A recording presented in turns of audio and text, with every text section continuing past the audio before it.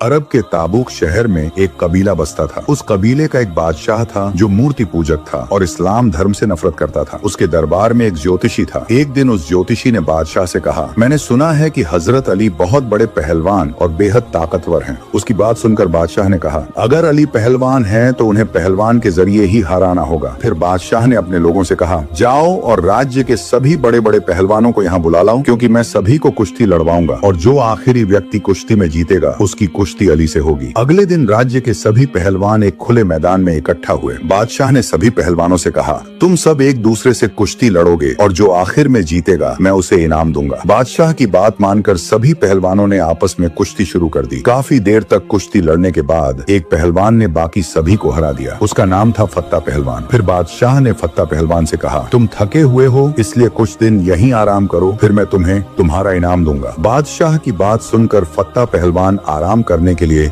विश्राम गृह चला गया। कुछ दिन बाद बादशाह ने फत्ता पहलवान को बुलाया और कहा, अब मेरी बात ध्यान से सुनो, मैं तुम पर बहुत पैसा खर्च कर रहा हूँ। इतने सारे पहलवानों को बुलाया, इसका मकसद क्या था, क्या तुम जानते हो? फत्ता पहलवान ने कहा, जी नहीं, मैं इसके मकसद के बारे में नहीं जानता। बादशाह ने कहा, मैं अपने लिए कोई पहलवान नहीं रखना चाहता, बल्कि मैं एक इंसान से बहुत नफरत करता हूँ, लेकिन उसकी कुश्ती बहुत मशहूर है और उसका नाम है हजरत अली। इसलिए तुम मुझसे लड़कर उसे मार डालो और उसका सिर मेरे पास लेकर आओ। अगर तुम ऐसा कर सकोगे तो मैं अपनी बेटी की शादी तुमसे कर दूंगा और अपने राज्य का आधा हिस्सा तुम्हें दे दूंगा, क्योंकि तब मुझे गर्व होगा कि तुम मेरे दामाद हो जिसने अली को हरा दिया। इसके बाद फत्ता पहलवान 4-5 पहलवानों को साथ लेकर मदीना की तरफ रवाना हो गया। कई दिनों की यात्रा के बाद जब वे मदीना की सीमा पर पहुंचे तब शाम हो चुकी थी, इसलिए रात जीवन यापन के लिए वे वहां अपने तंबू लगाकर आराम करने लगे। फिर अगले दिन सुबह फज्र के वक्त जब फत्ता पहलवान और उसके साथी तंबू से बाहर निकले तो उन्होंने देखा कि एक युवक सड़क के रास्ते कहीं जा रहा था। उसके हाथ में एक बेलचा